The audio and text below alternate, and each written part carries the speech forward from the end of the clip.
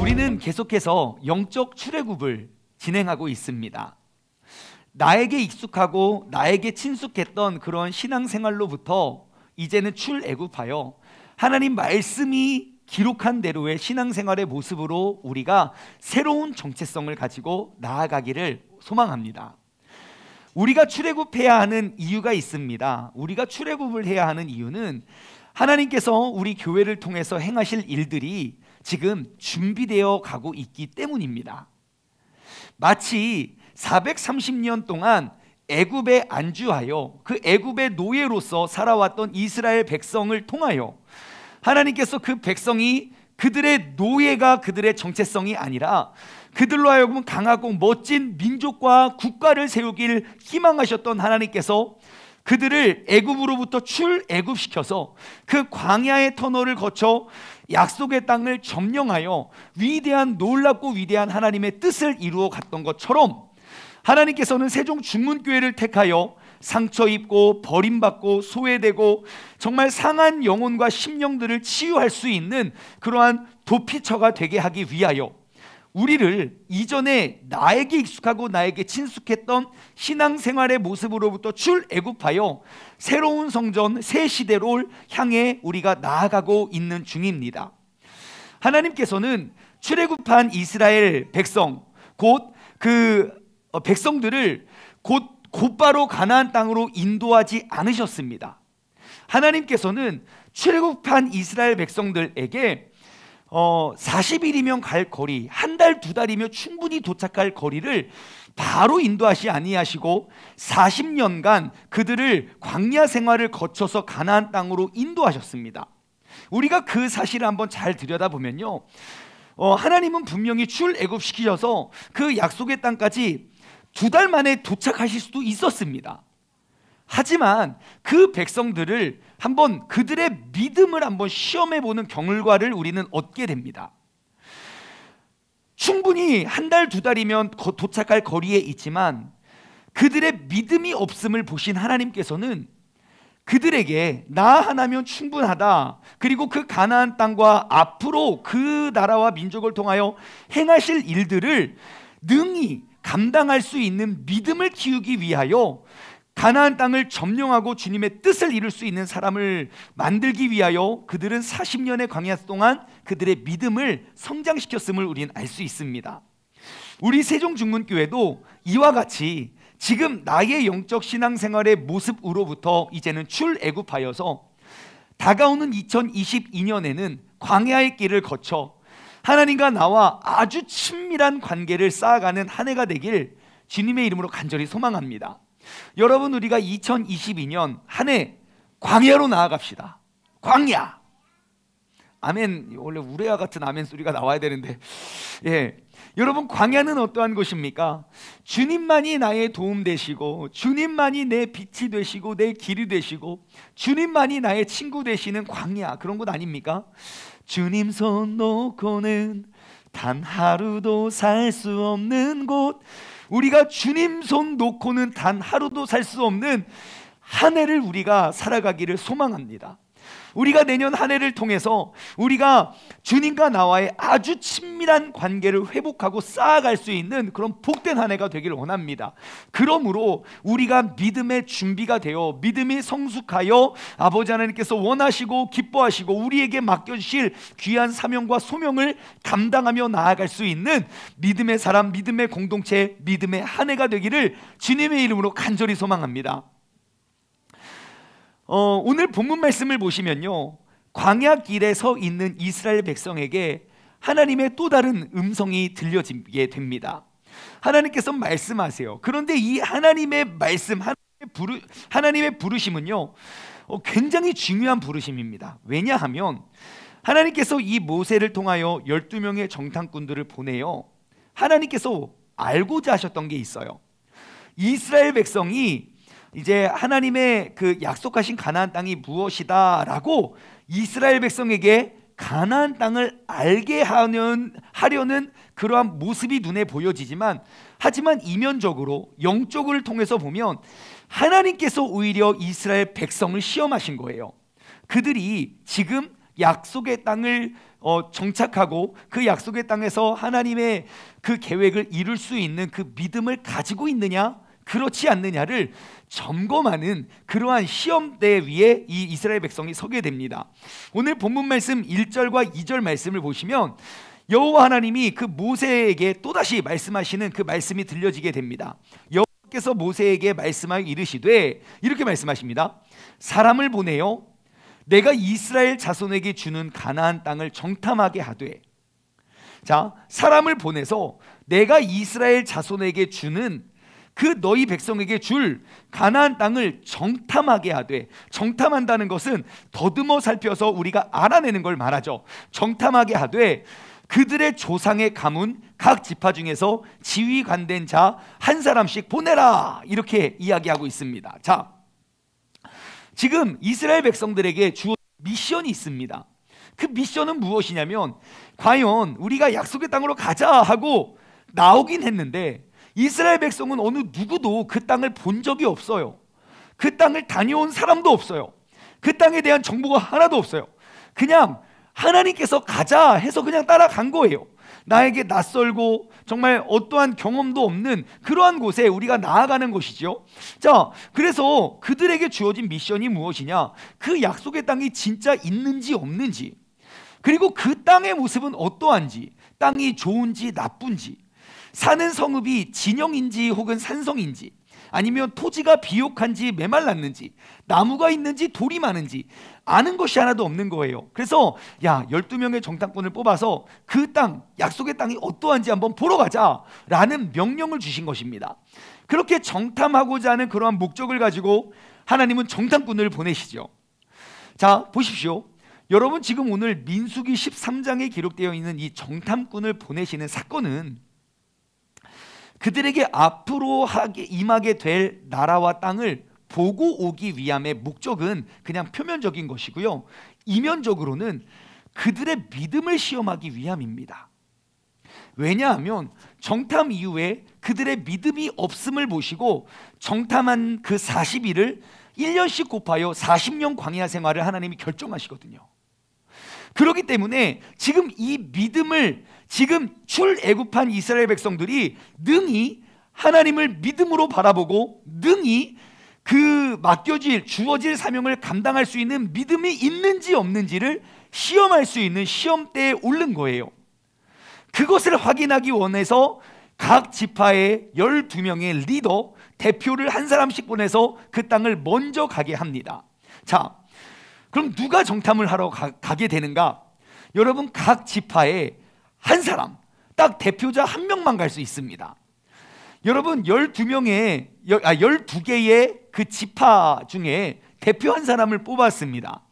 자, 여러분, 그럼 각 지파당 인구가 몇 명쯤 될까요? 우리가 민수기 1장에 보시면 인구조사, 출애굽한 백성들의 인구조사의 모습이 있는데요, 그 인구조사를 한번 보면 대충 몇 명쯤인지 나와 있어요. 여러분, 시간이 되시는 분은 민수기 1장을 쫙 펴시고 각 지파마다 몇 명씩 있는지 보시면 대충 평균 한 작은 지파는 한 4만 몇천 명이 있고요, 큰 지파는 7만 몇천 명이 있습니다. 근데 그 숫자는 저와 같은 그냥 성인 남성만 우리가 셌기 때문에 여자와 어린아이들과 노인들이 빠져있는 숫자입니다. 그러므로 그 인원을 우리가 추산해 봤을 때 각 지파당 작은 지파는 한 16만 명 이상의 사람들이 있었을 것이고, 큰 지파는 한 28만에서 30만 명의 사람이 한 지파의 모습입니다. 다시 말해 지금 한 16만 명 그리고 한 30만 명 정도면 한 군 단위가 아니라 시 단위입니다. 시, 군산시, 세종시, 그 시에 한 명을 뽑아서 그 한 명만 정탐할 수 있는 겁니다. 여러분, 그럼 누가 뽑혔겠습니까? 누구를 뽑았겠습니까? 아니, 엄청 가보고 싶지 않겠습니까? 저라면 막 너무 가고 싶었을 것 같아요. 여기서 광야 생활하느니 차라리 가나안 땅 보고 오는 게 훨씬 낫죠. 그게 있는지 없는지, 진짜인지 가짜인지 내 눈으로 직접 보겠다. 그래서 제가 이 말씀을 묵상하는데 딱 이 장면이 떠오르더라고요. 요즘 TV에 많이 하는 거 있죠. 자, 빠방! 제1회 가나안 땅 정탐꾼 선발대회. 각 지파별로 오디션이 벌어지지 않았을까요? 우승자에게는 가나안 땅을 직접 확인하고 돌아올 수 있는 기회가 제공됩니다. 반드시 정탐하고 돌아올 수 있습니다. 한 명만 갈 수 있습니다. 그러면서 요즘에 말하는 그 섬 경연 대회에서 무엇을 시험했겠습니까? 아주 지파 중에 가장 똑똑한 사람, 가장 민첩하고 가장 눈치 빠르고 그리고 가장 임기응변에 능하고 그리고 또 가면서 어떠한 민족을 만날지 모르니까 아마 다국어가 가능하고 아무튼 그 지파 중에 가장 뛰어난 한 사람을 선발하기 위해서 막 그들이 막 고민해서 그들을 뽑지 않았겠습니까? 그런데요, 성경 말씀을 보시면 이 선발 대회에서 뽑힌 그 한 사람이 누구인지를 그 이름을 기록하고 있는 걸 우리는 발견할 수 있습니다. 자, 본문 말씀 13장 4절부터 말씀을 쭉 보시면요, 한번 보십시오. 자, 이제 그 12명의 딱 리더를 뽑아서 딱 발표합니다. 르우벤 지파 바밤, 사꿀의 아들 삼무아, 와 그래요. 시몬 지파 바밤, 호리의 아들 사밧, 와. 유다 지파 여분네 아들 갈렙 하면서 뭐 12지파 뭐 이갈, 호세야, 여기서 말하는 호세야는 여호수아를 말하고요. 발디, 갓디디, 갓디엘, 갓디, 암미엘, 스둘, 나비, 스우엘, 아무튼 이름에 엘이 많이 들어가 있는 거 보니까 아무튼 막 믿음이 좋은 사람들인 것 같아요. 그 엘은 신을 뜻하거든요. 아무튼 능력 있는 사람들 12명을 딱 뽑아서 그 특수 중에 특수부대, 최정예 부대를 딱 짭니다. 얘들아, 너희들은 가서 미션이 있다. 가서 그 땅이 어떠한지를 보고 뭐 산악인지 뭐인지 보고 그리고 꼭 그 땅의 소산물을 가지고 와라 라는 미션을 듣고 각 시에 대표하는 한 사람씩만 딱 뽑아서 가자 하고 그들이 정탐을 떠납니다. 여러분, 오늘 이 말씀을 함께 나누는 우리가 바로 이 도피성, 우리 교회가 앞으로 이루고자 하는 도피성 교회의 정탐꾼이 되기를 소망합니다. 지금 이 예배를 함께 드리고 있는 여러분과 저는요, 지금 우리가 앞으로 하나님께서 행하실, 우리 교회를 통하여 행하실 일들을 따라가는 자가 되는 게 아니라 우리가 앞으로 행하실 일들을 믿음으로 바라보고 그 일들을 준비하며 나아갈 수 있는 영적인 정탐꾼이 되기를 소망합니다. 오늘 이 시간 이 자리를 통해서 우리는 지난날 세종중문교회의 역사를 한번 돌아보고 앞으로 우리 교회가 나아가게 될 그런 내년을, 그리고 그 이후의 모습을 우리가 정탐하길 원합니다. 여러분, 오늘 이 시간 우리의 믿음의 눈을 떠서 하나님께서 행하신 일들을 바라보고 앞으로 행하신 일들을 돌아보고 행하실 일들을 바라보며 나아갈 수 있는 영적인 정탐꾼이 되기를 소망합니다. 자, 세종중문교회는요 2017년 4월 1일 날 창립 예배를 드리게 됩니다. 우리 본당 대전중문교회에서 출석하시는 성도님들께서 세종으로 한 분 이렇게 이사를 오시게 되면서 요청을 하신 거예요. 왔다 갔다가 너무 하기가 힘들다. 좀 거리가 있으니 우리가 좀 이렇게 여기 모여 있는 지교회가 있었으면 좋겠습니다. 아이고, 그렇게 멀지 않으니까 오십시오 라고 하다가, 아니 우리가 주일날은 갈 수 있겠지만 주중에 그리고 새벽 예배 그리고 저녁 기도회에는 우리가 이렇게 모여서 이렇게 기도할 수 있는 그 기도처가 없습니다. 그래서 세종시를 전체를 쭉 알아본 결과 지금 이곳 고운동 만남로 10번지 지하 1층 이 자리를 딱 계약을 했어요. 그게 딱 계약을 하고 계약이 딱 성사되고 그러면 이제 세종성전은 그냥 그 외진 곳에, 지금은 되게 좋지만 그때는 굉장히 외졌었거든요.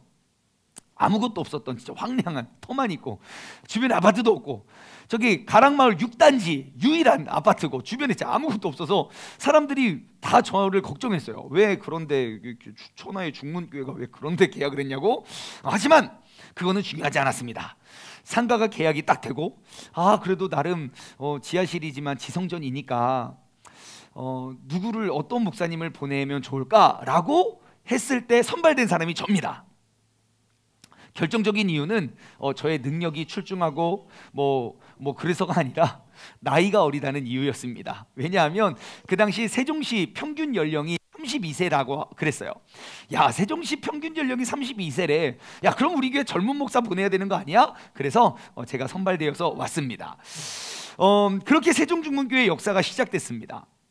제가 세종중문교회를 와서 이제 제가 사역을 하면서 저는 계속해서 하나님한테 물었던 질문이 있어요. 그 질문이 뭐냐면, 하나님, 세종시에 세종중문교회가 왜 필요한가요? 라는 질문이었어요. 왜냐하면 우리 교회가 개척했을 당시만 해도 상가마다 모든 상가마다 교회가 2개 아니면 3개씩은 꼭 있었거든요. 지금은 코로나 이후로 교회들이 많이 문을 닫고 그리고 좀 몇 년이 돼서 교회가 많이 이동을 하였지만, 그때는 정말 많은 교회들이 가득했기 때문에, 아니 하나님, 이렇게 교회가 많은데 왜 굳이 세종중문교회가 필요한 걸까요? 라는 질문에 대한 답을 제가 이곳에서 사역한 지 2년이 되었던 시점에 저희 교회의 영구 비전을 딱 얻게 됩니다. 우리 교회의 영구 비전 여러분 잘 아시죠? 한 목소리로 한번 따라해 볼까요? 시작! 하나님의 말씀을 읽으면 세종중문교회의 모습이 되고, 세종중문교회의 역사를 기록하면 하나님의 말씀이 되는 교회. 바로 이러한 비전을 딱 받게 되었습니다. 우리 교회는 꼭 하나님의 말씀과 같은 그러한 교회가 되었으면 좋겠구나.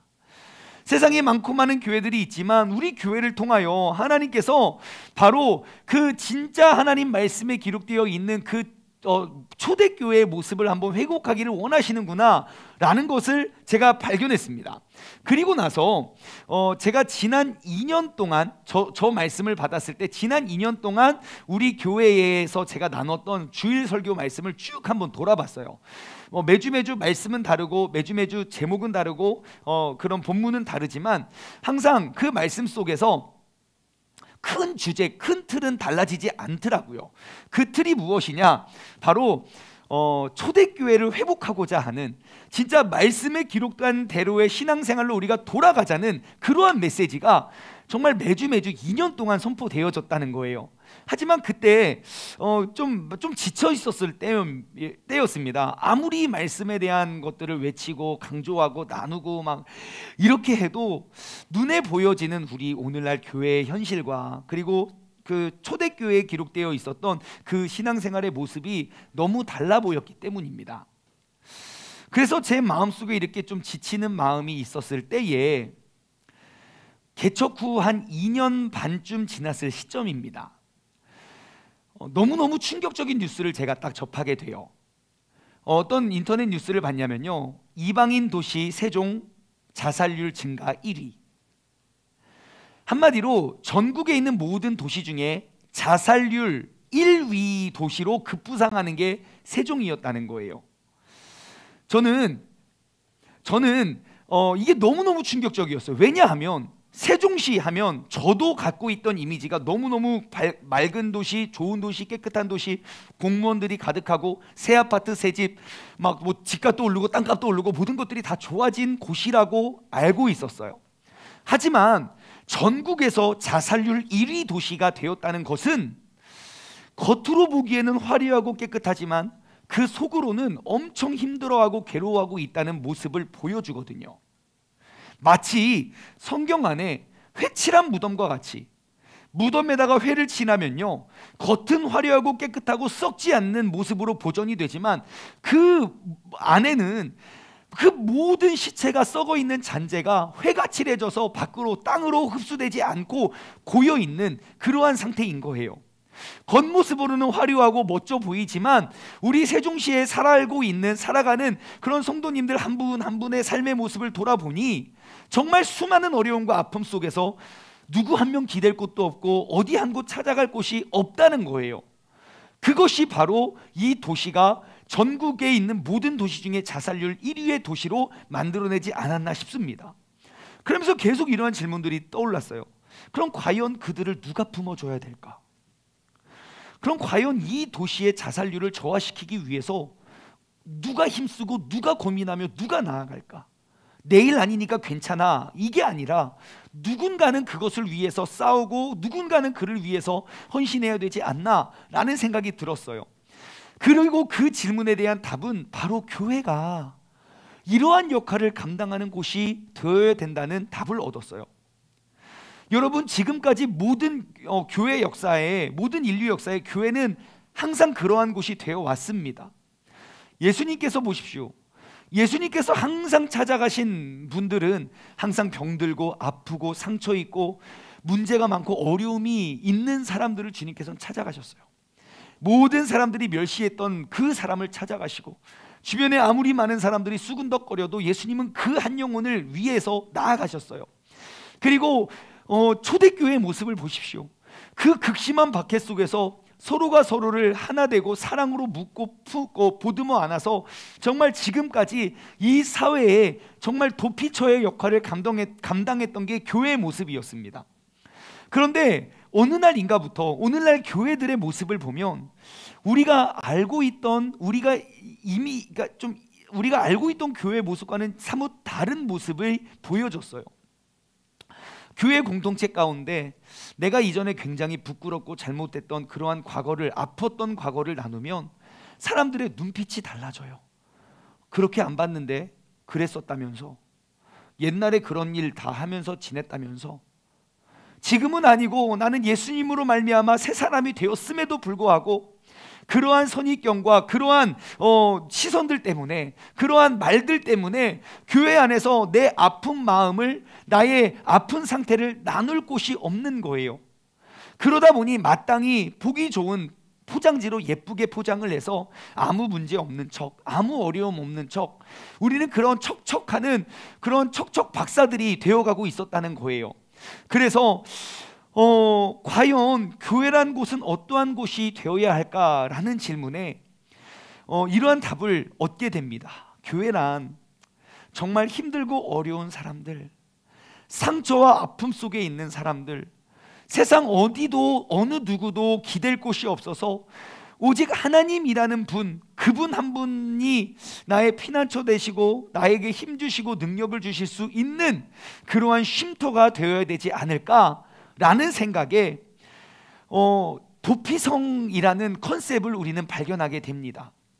그런 생각을 하고 있는데 하나님 말씀을 보니까요, 이미 구약 시대에 출애굽한 백성 그 12지파로 나눴을 때부터 하나님께서는 이미 이렇게 부지중에 살인을 저지른 사람들을 위한 그러한 공간을 예비해 놓으셨다는 사실을 우리는 발견하게 됩니다.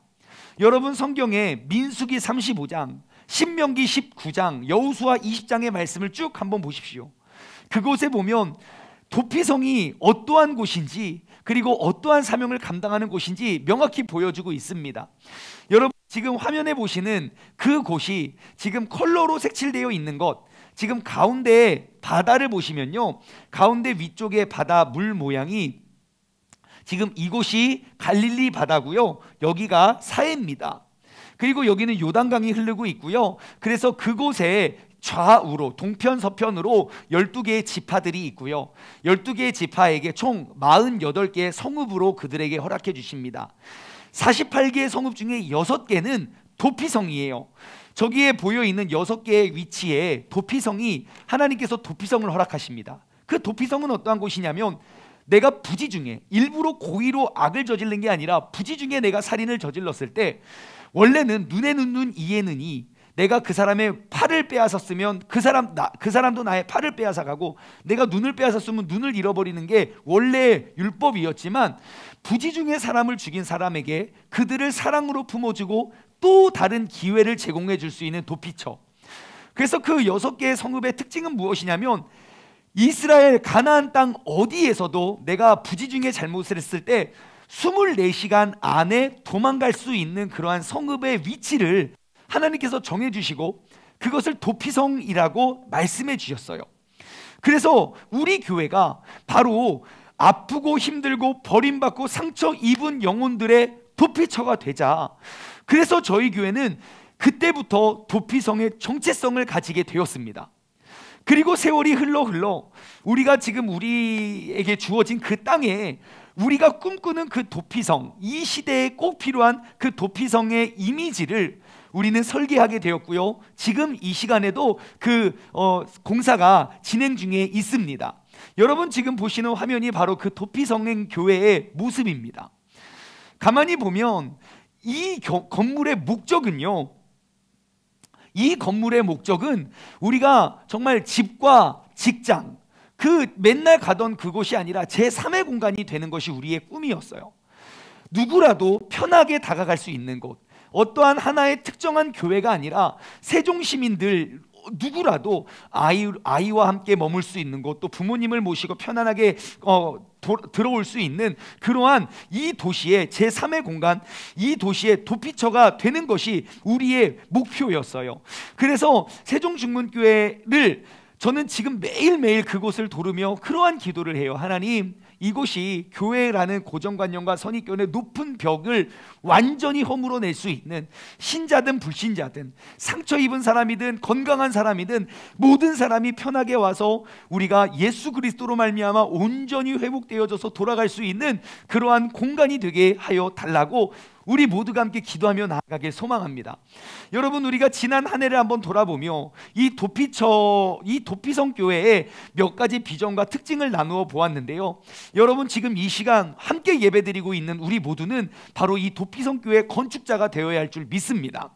자, 우리 도피성 교회는 이러한 교회입니다. 이 기존에 있던 교회는요, 교회가 외치고 말했던 하나의 큰 비전이 있습니다. 그리고 그 하나의 큰 비전을 이루기 위해서 모든 성도님들의 각자에게 주어진, 각자가 가지고 있는 그 비전과 재능과 그런 모든 것들을, 교회의 비전을 이루기 위해서 그들을 이렇게 모여서 하나의 교회의 비전을 이루는 데 협력했던 것이 기존 교회의 모습이라면, 우리 도피성 교회는 약간 접근이 다릅니다. 우리 도피성 교회는 어떠한 교회가 될 것이냐면요, 우리 각자 성도님, 하나님께서 여러분들에게 허락하신 귀한 비전과 사명을 이룰 수 있도록 우리는 지원해 드릴 수 있는 그런 지원 센터가 될 겁니다. 그러면 무엇이 다르냐? 교회는 작고 성도가 커지면 교회는 작아지는 것처럼 보여지지만 아니요, 절대 그렇지 않습니다. 각 성도에게 허락하신 비전과 꿈들을 이루어감을 통하여 더욱더 큰 하나의 교회를 이루어갈 수 있는 것이죠. 이것은 그냥 하나의 교회의 이름을 말하는 것이 아니라 하나님이 이 땅 가운데 우리 그리스도인들을 통하여 행하실 그 비전과 소명을 말하는 것입니다. 우리 도피성 교회는요, 크루즈 교회가 되는 것이 아니라 항공모함 교회가 될 것입니다. 두 개의 배, 막 100m가 넘는 엄청나게 어마어마하게 큰 배이고 몇만 명의 사람들이 모여서 집결할 수 있는 그러한 큰 배이지만, 지금까지 우리가 알고 우리가 추구했던 교회의 모습은 어찌 보면 하나의 크루즈 교회일지 모릅니다.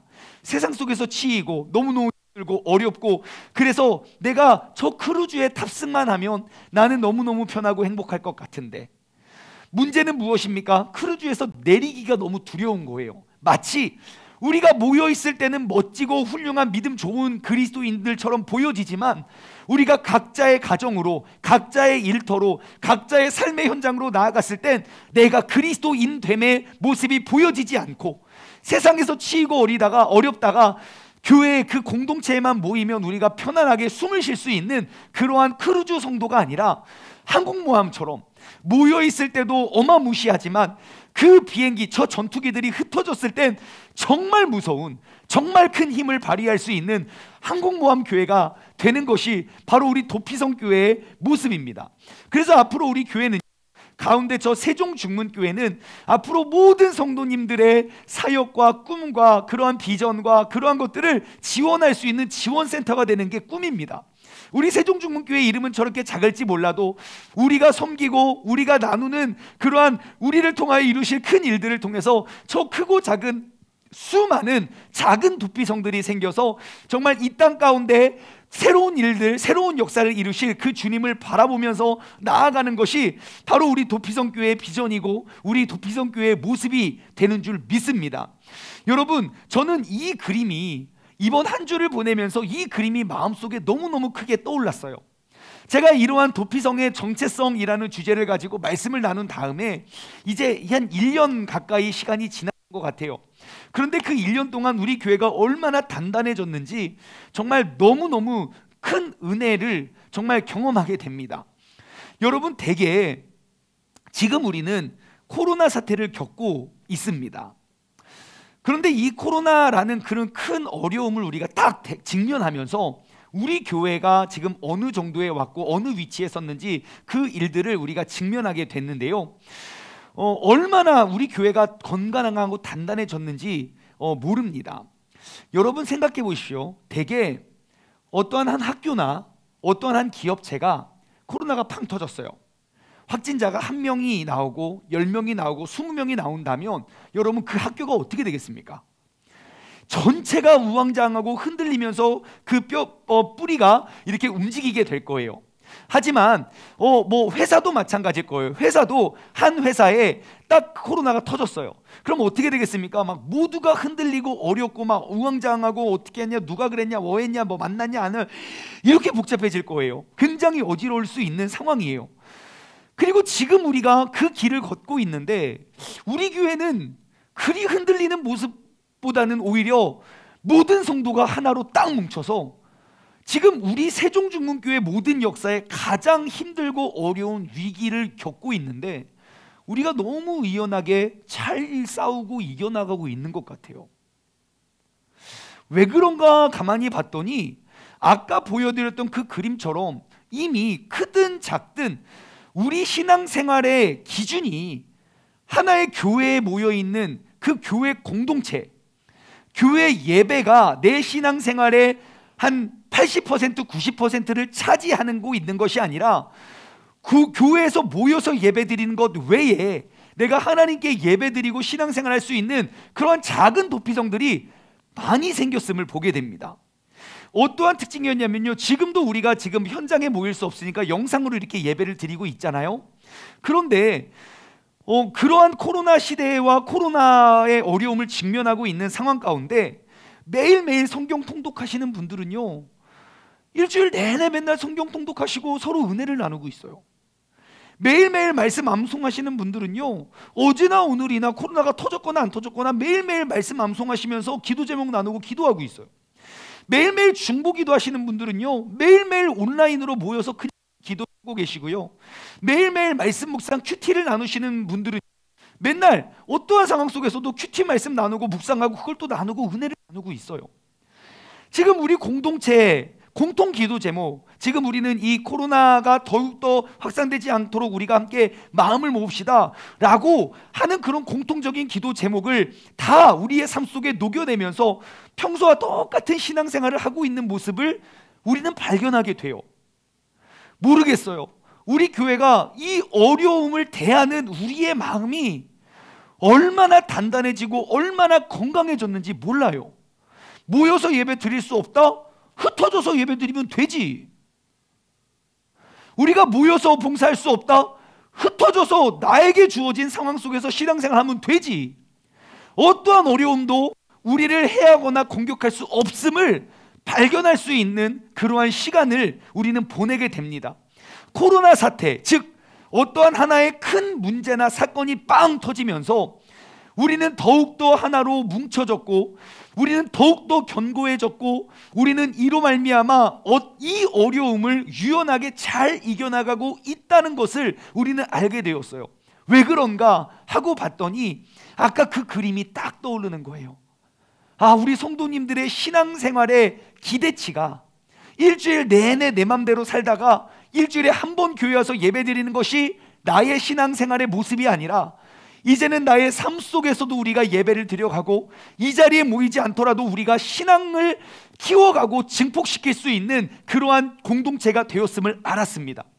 세종중문교회 성도님들의 신앙생활은 이제는 예배가 전부가 아니라 이제는 삶 속에서도 우리가 신앙을 키워갈 수 있는 요령을 배웠다는 것도 알았습니다. 여러분, 코로나 시대에 한국교회가 왜 이렇게 흔들리고 무너졌습니까? 많은 그리스도인들의 신앙의 기준이, 신앙생활의 의존도가 주일날 혹은 어떠한 한 특정한 공간과 특정한 장소 안에서만 이루어질 수 있는 모습이었는데 그 모임을 하지 못하게 하니까 서로들 어지럽고 흔들리고 이 상황을 어떻게 극복해 나가야 될지 몰랐었습니다. 하지만 지금 이 코로나라는 그런 엄청난 위협 속에서도 우리 성도님들은 매일매일 삶 속에서 신앙생활을 지켜가고 그리고 지켜가고 있는 모습을 보게 됩니다. 그러므로 지금 이 비대면 예배를 드림에도 불구하고 우리는 조금도 흔들리지 않는 그러한 건강한 교회를 우리가 세워가고 있다는 모습을 발견하게 됐습니다. 그래서 사실 지금도 모든 문제가 해결된 것은 아니지만 지금도 우리는 코로나의 그 어려운 상황을 그 코로나의 광야를 걷고 있지만 우리가 이 사태 속에서 우리가 잃어버린 것보다 이 사태를 통하여 우리의 모습을 돌아보게 되고 이미 우리에게 갖춰져 있는, 이미 우리에게 부어진 하나님의 은혜가 얼마나 크고 대단한지를 발견하게 되는 기간이 되었습니다. 그래서 오늘 우리가 헌금을 드릴 때 고백했던 찬양이 무엇입니까? 모든 것이 은혜, 은혜, 은혜, 한없는 은혜. 그 모든 것들이 아버지 하나님의 놀라운 은혜임을 우리가 고백하게 됩니다. 여러분, 이것이 바로 우리가 꿈꾸는 도피성 교회의 모습이고, 우리가 이 꿈을 이루기 위해서 지금 이 시간 함께 예배드리는 우리 모두는 그 도피성 교회의 건축자들이 되어서 우리가 하나님의 그 멋진 계획과 소망을 이루어 갈 수 있는 믿음의 사람들 되기를 주님의 이름으로 간절히 소망합니다. 이 마음을 우리가 지난날 걸어왔던 일을 돌아보고 이제 앞으로 우리가 한번 바라보았으면 좋겠어요. 오늘 본문 말씀으로 돌아와 보면요, 가나안 땅을 정탐했던, 그러니까 한 10만 명, 20만 명, 30만 명 중에 가장 뛰어난 한 사람, 그 12명을 모아서 정탐을 하고 돌아온 그 사람들이 이제 정탐 보고를 하는 모습이 기록되어 있습니다. 민수기 13장 25절부터 말씀을 쭉 한번 보시면요, 13장 25절부터 보시면 40일 동안 땅을 정탐하기를 마치고 돌아옵니다. 돌아와서 보고를 합니다. 보고를 하는데 이제 아론과 모세와 이스라엘 모든 회중 앞에서 딱 나와서 보고합니다. 자, 보십시오, 이게 바로 그 땅의 과일입니다 라고 과일을 딱 봤는데 세상에 과일이 엄청 크고 풍성한 거예요. 세상에 내가 애굽에서 그렇게 오래 살았지만 이렇게 크고 풍성한 과일을 본 적이 없어요. 먹은 적도 없고 너무너무 신기하고 맛은 어때요? 궁금해요. 와, 진짜 하나님께서도 우리에게 너무너무 놀랍고 위대한 사명을 계획하고 계셨군요 라고 꿈을 꾸고 있었던 찰나에 27절 말을 이어갑니다. 모세에게 또 말합니다. 당신이 우리를 보낸 땅이 과연 그 땅에는 젖과 꿀이 흐르는 땅입니다. 이것이 바로 그 과일입니다 라고 이야기를 해요.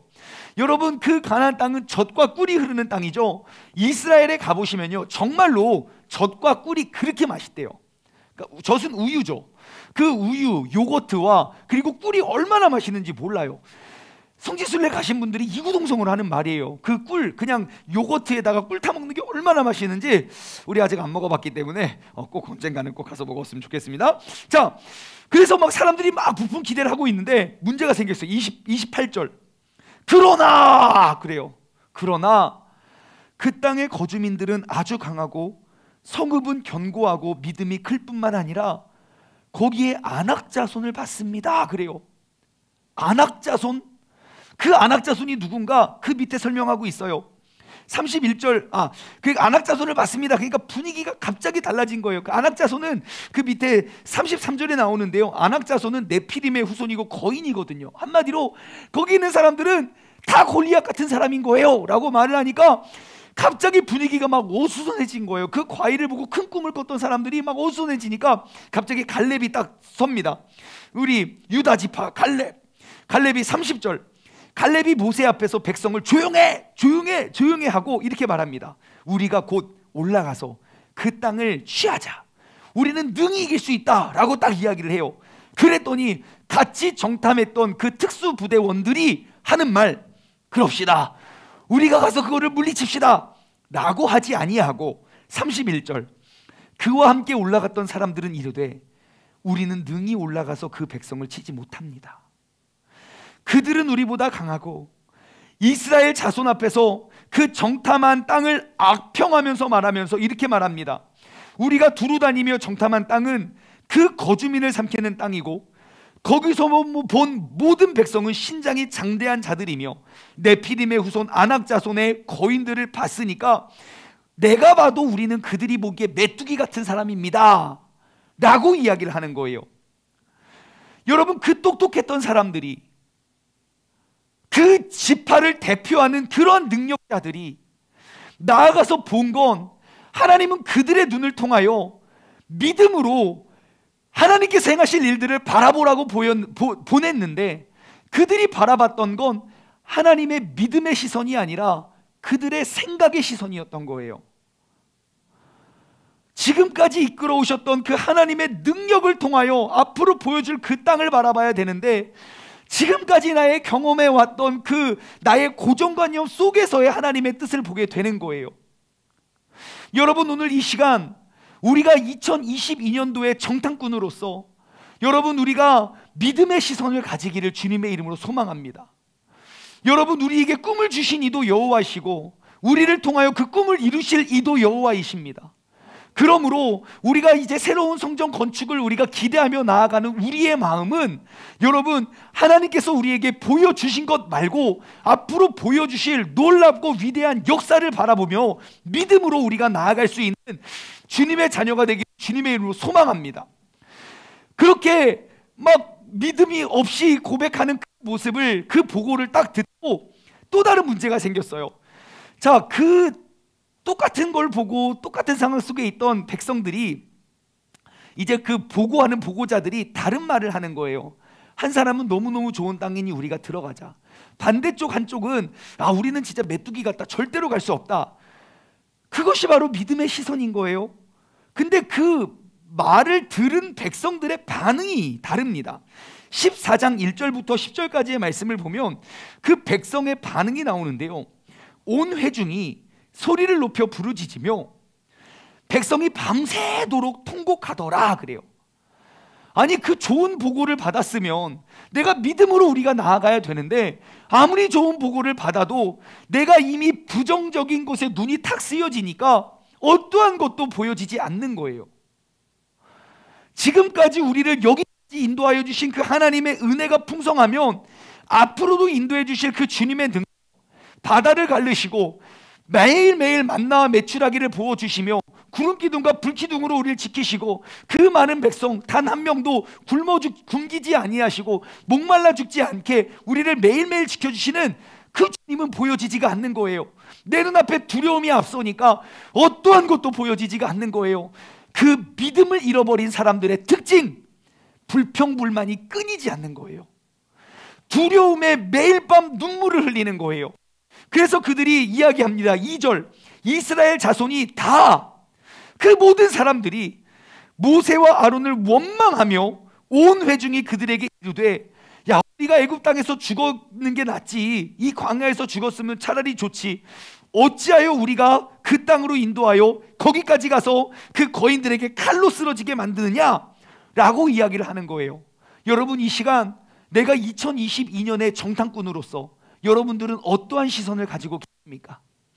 하나님이 지금까지 나의 인생을 돌아보아 여기까지 인도하시고 지금까지 지켜주셨던 그 하나님의 은혜를 바라보며 앞으로 하나님께서 나를 통해, 내 삶을 통해 행하시고 이루시고자 하시는 놀라운 계획이 보여지십니까? 아니면 너무너무 많은 두려움 속에 나는 이것도 할 수 없고 나는 저것도 할 수 없고, 차라리 하나님 왜 나를 세종 땅에 보내주셔가지고 내가 이렇게 힘들고 이렇게 어렵게 원망만 하고 계시겠습니까?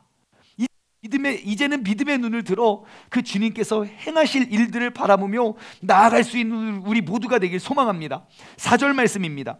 이에 서로 말하면서 이렇게 회의를 해요. 우리가 한 지휘관을 세우고 애굽 땅으로 돌아가자. 이 사람들이 이렇게 미련해요.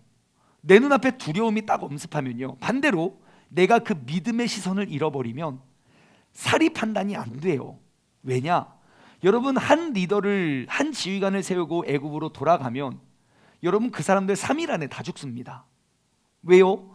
지금까지 그들이 광야에서 살아갈 수 있었던 이유는 하나님께서 단 한순간도 건넘지 아니하시고 단 한순간도 다른 곳에 시선을 빼앗기지 아니하시고 그들을 지키고 보호하셨기 때문입니다. 하지만 그 하나님의 뜻과 계획을 벗어나 내 인간적인 고정관념과 인간적인 생각으로 가던 길을 되돌렸을 때 그들은 자신 스스로 그 광야길을 이겨낼 수 없다는 생각을 하지 못하고 있는 겁니다. 여러분, 우리도 그러하지 않습니까? 우리의 삶의 현장 속에서 어려운 일들이 딱 터져나면 먼저 작동하고 먼저 스위치가 켜져야 될 건 내 믿음의 시선입니다. 하나님을 바라보는 그 시선, 내가 지금까지 더 어려운 일들도 극복하게 하시고 능히 이기게 하셨는데 하나님은 이 문제로 하여금 나를 쓰러뜨리실까? 절대 우리 하나님은 그러신 분이 아니다. 믿음의 눈을 떠서 하나님의 말씀으로 돌아오는 것이 우리 믿음의 사람의 자세가 되어야 할 줄 믿습니다. 우리가 이들의 정탐의 보고를 통해서 우리가 깨달아야 할 아주 중요한 사실이 있습니다. 바로 보고의 중요성과 받아들임의 중요성입니다. 분명히 그들은 똑같은 걸 봤지만 내가 어떻게 보고하느냐, 어떻게 말하느냐에 따라서 상황은 양극화됩니다. 분명히 12명의 정탐꾼은 똑같은 것을 봤지만 그들이 말하는 접근이 달라요. 한쪽은 그것은 너무너무 좋은 땅이니, 젖과 꿀이 흐르는 땅이니 우리가 능히 감당할 수 있습니다 라고 말을 했고요, 한쪽은 좋긴 좋으나 우리는 가다가 메뚜기 떼처럼 그냥 잡아 죽일 겁니다 라고 말을 하는 거예요. 그럼 그 둘의 차이는 무엇입니까? 상황의 차이가 아닙니다. 그들의 믿음의 차이입니다. 여러분, 우리가 2021년을 마감하고 2022를 맞고자 하는 우리의 시선은 이제 믿음의 말, 믿음의 고백이 선포되어지기를 소망합니다. 지금까지 우리 교회가 어떠했든 앞으로 하나님께서 우리를 통하여 어떻게 일하실지 한번 지켜보자고요. 정말 세종중문교회가 이 도시의 도피처가 되어서 정말 이유는 모르고 원인은 모르겠지만 세종시의 자살률이 왜 이렇게 줄었지? 세상에선 통계낼 수 없지만 하나님께서 우리 교회를 통하여 지금도 죽을까 말까를 고민하고 있는 성도에게 또 다른 희망이 줄 수 있는 그런 도피성 교회가 될 줄 믿습니다. 하나님께서 우리 교회를 통하여 정말 깨지고 상처받고 무너지는 그러한 가족들을 우리가 회복하고 치유하고 고치고 정말 놀라운 새로운 회복의 역사가 이루어지게 될 것을 우리가 믿음으로 바라보고 선포하길 소망합니다. 우리의 인생의 마지막 그 벼랑 끝에서 정말 예수 그리스도를 만나면 우리가 새로워지고 새 힘을 얻을 수 있다는 그러한 믿음의 시선을 가지고 믿음의 선포를 하며 나아갈 수 있는 믿음의 사람 되기를 주님의 이름으로 축원합니다. 또한 우리가 영적인 정탐꾼이 되기 위해선 믿음의 귀가 열려야 됩니다. 믿음으로 들어야 됩니다. 분명히 사람들은 많은 말들을 할 것입니다. 교회가 어찌고 뭐가 저찌고 뭐가 어렵고 뭐 교회 십자가 외웠고 간판 외웠고 막 수많은 이야기들이 많을 겁니다. 하지만 여러분, 그것에 흔들리지 말고 하나님께서 우리 교회를 어떻게 이끌어 오셨고 그리고 하나님은 우리 교회를 통하여 어떠한 일을 행하실지에 집중하셔야 됩니다. 사람들의 말에 흔들리는 것이 아니라 주님이 우리와 함께 하시냐, 주님께서 우리를 떠나셨는가, 내가 주님을 바라보고 있느냐, 나의 시선이 주님을 떠나고 있느냐를 바라봐야 됩니다. 이를 통하여 우리가 믿음의 눈을 들어 믿음으로 선포하고 우리가 믿음의 귀를 열어 어떠한 모든 일들도 주님께서 원하신 대로 우리가 들을 수 있는 믿음의 선포자가 되어서 바로 이 시간 우리가 믿음의 눈을 들어 주님을 바라보며 나아갈 수 있는 영적인 정탐꾼 되기를 주님의 이름으로 축원합니다. 오늘 이 시간 2022년과 그 이후의 사역을 정탐하는 정탐꾼으로서 지금 이 자리에 함께하고 있는 여러분과 저는 이제 믿음의 눈을 들고 하나님께서 계획하시고 하나님께서 행하시는 일들을 바라보며 나아가길 소망합니다. 오늘 말씀을 맺으며 우리가 이 찬양을 함께 고백하길 원해요. 찬양의 가사말은 이러합니다. 고단한 인생길, 아주 힘겨운 오늘도 예수님께서는 내 마음에 함께 하십니다. 지나간 아픔도 그리고 우리가 마주할 세상도 예수님은 항상 내 마음을 아십니다. 내가 하루를 살아도 기쁨으로 가길 원하고, 왜냐하면 예수님께서 늘 함께 하시고 내 삶의 후회도 염려도 내가 온전히 나와 함께 하시는 주님께 맡기길 원합니다. 이제는 내가 믿음의 눈을 들어서 주님을 바라보길 원합니다. 그리고 지금 이 어려움 이 또한 지나가게 될 것입니다. 주어진 나의 삶에 내게 주어진 그 시간 속에서 내가 주님의 뜻을 알 수 있는 그러한 믿음의 사람들 되기를 원합니다. 우리가 이 찬양을 고백하면서 여러분 앞으로 행하실 일들 우리가 믿음의 눈을 뜨고 바라보기를 원합니다. 함께 찬양하며 나아가겠습니다. 고단한 인생길, 힘겨운 오늘도 예수 내 마음 아시네.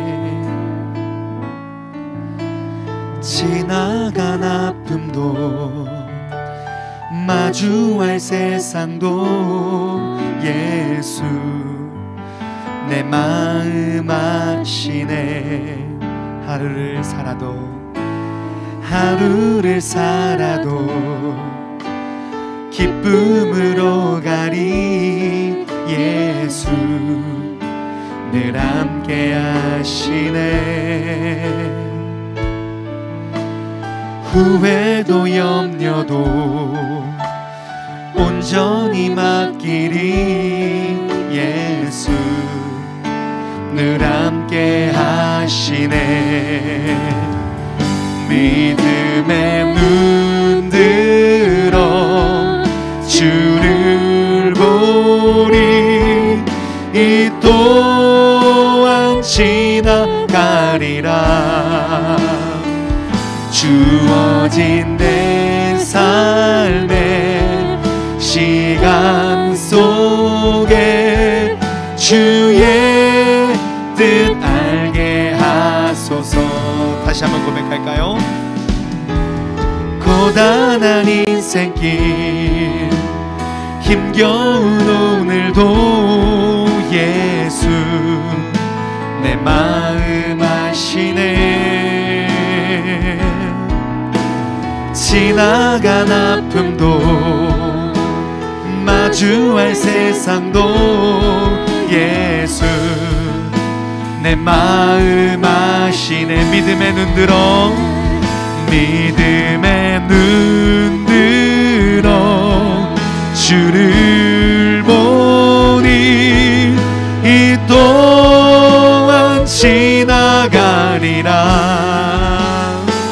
주어진 내 삶의 시간 속에 주의 뜻 알게 하소서. 이 시간 우리 함께 기도하며 나아가길 소망합니다. 주님, 내가 이 시간 믿음의 눈을 들어 주님께서 행하실 일들을 바라보기를 원합니다. 내가 지금까지 알아왔고 내가 해왔던 신앙생활의 고정관념으로 우리가 새성전을 바라보는 것이 아니라 아버지 하나님, 우리에게 많고 많은 교회 중에 우리를 택하여 저 도피성의 정체성을 가지고 우리가 나아가고자 하는 그 믿음의 눈을 들어 우리 교회를 통하여 변화되고 회복되어질 그 세상을 꿈꾸며 아버지 하나님, 우리가 나아가기를 소망합니다. 우리가 이 시간 다같이 주님의 이름을 한번 부르짖고 우리가 믿음의 눈을 들어 고백하며 나아가길 소망합니다. 기도하겠습니다. 주여, 아버지 하나님, 우리가 믿음의 눈을 들어 주님을 바라보길 원합니다. 하나님, 어떠한 세상과 어떠한 환경 속에서도 우리가 중심을 잃어버리지 아니하고 주님께서 우리를 통하여 행하신 그 일들을 우리가 바라보고 기대함으로 나아가길 소망합니다. 아버지 하나님, 믿음의 눈을 들어 아버지 하나님, 우리를 통하여 정말 이 도시에, 이 나라에, 전 세계에 그 귀한 도피성의 사명을 감당하여 아버지 쓰러지고 무너지는 그러한 모든 말씀들 통하여 아버지 우리가 온전히 주님께 나아가고 굳게 설 수 있는 그런 믿음의 자녀들 되길 소망하오니 아버지, 주님께서 우리를 붙잡아 주시고 주님께서 우리와 함께하여 주시고 주님께서 우리를 인도하여 주시고 주님께서 우리를 이끌어 주옵소서. 아버지 하나님, 주님 안에서 우리가 바로 서고 주님 앞에 굳게 나아갈 수 있는 믿음의 자녀들 되게 하여 주옵소서. 눈 들어 주를 보리. 이 또한 지나가리라. 주어진 내 삶의 시간 속에 주의 뜻 알게. 믿음의 눈 들어